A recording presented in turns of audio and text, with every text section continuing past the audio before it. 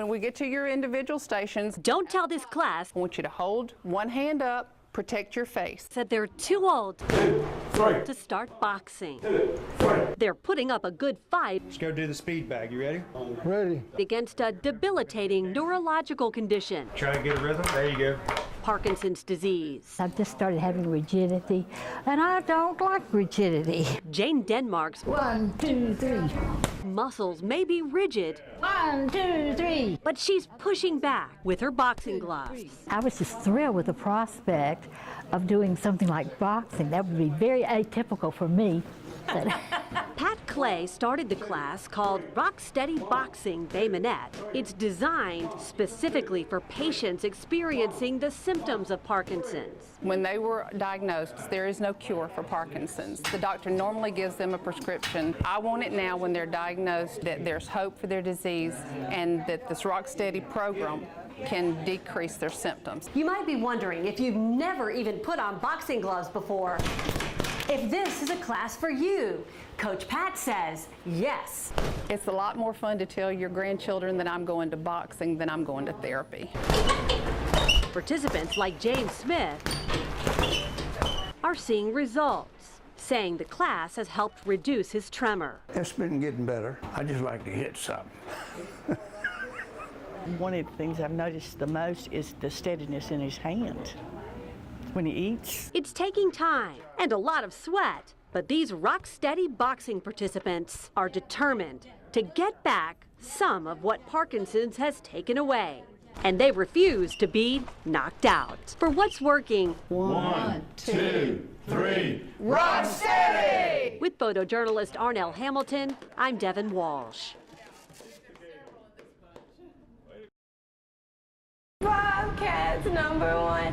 Bobcats #1. Jacayla Penn turns heads as a member of the varsity cheerleading squad Bobcats #1. at Theodore High School. A proud Bobcat. #1. Bobcats #1. Her face brings a smile to everyone who watches her. She always likes to cheer and do stuff. She's always working with the team, laughing, making us laugh. It's just been a blessing. We've had her for 2 years now. She adds a lot of spirit. She's always fun to be around. In a few weeks, this beautiful face will be featured on a Jumbotron in the heart of bustling New York City. What do you think about this picture being on a billboard in New York? I'm happy. You're so happy you can't wait? Okay, right. Jacayla's family sent her picture into a national Down syndrome awareness contest, and it was chosen. So now the whole family is traveling to New York City to see her beautiful picture light up the Jumbotron in Times Square. We're going to stay in Times Square, so all we have to do is walk outside and see the picture on the billboard. Jacayla is proud of how she looked in the photograph. What do you think about this gorgeous picture? It's so beautiful. Her mother, Jackie, says she admires her daughter because she shows what people with Down syndrome can do. A lot of times they think because they have disability that they can't do anything. Well, Jacayla does everything. It's time to represent. The entire Theodore High School community will be cheering her on when she's in New York. There is no one more deserving to be on a billboard in Times Square than Jacayla. I know that she is so excited and it's so well deserved, and I know that everyone that sees her on that billboard is going to see her excitement and energy through just that photo. For THS. In the meantime, everyone can enjoy seeing Jacayla and the rest of the Bobcat cheerleaders on the sidelines on Friday nights. For What's Working, with photojournalist Arnell Hamilton, I'm Devin Walsh. Kyle Walker from the shotgun throws it deep. Sidney Williams. The Viger Wolves are used to making plays. Breaks out of the pile on the football field. He's going to go into the end zone. Touchdown, Viger. But this year, Make a play. They hope to hit it out of the park. Go. On the baseball diamond. I want to go to state. I want to win it all. This team has high hopes, considering during tryouts, come on, Chop. players like Jamarcus Lewis weren't exactly prepared. I came to try out, but I didn't have a glove. What we noticed that day is that most of the kids didn't have gloves. We had probably 4 or 5 gloves between the 40 kids. So Coach Matt Dearman put out a plea on Facebook. When Coach Dearman put the post on Facebook about needing baseball equipment, it went viral. Within a few days, the post had been shared 1,200 times, and donations started pouring in from around the country. From gloves. A guy walked up to me and said, "Aren't you the coach at Viger?" And he said, "I want to buy that mitt for you." To helmets. This is what we were wearing. And so now we definitely got a change here. New cleats. It was like Christmas. I felt like Santa Claus passing them out to them. Bats. These 2 bats here were sent to us from Massachusetts. Wow. And balls. These are balls that we use for our games. These are about $90 a box. The team finally has what it needs. Everybody was happy.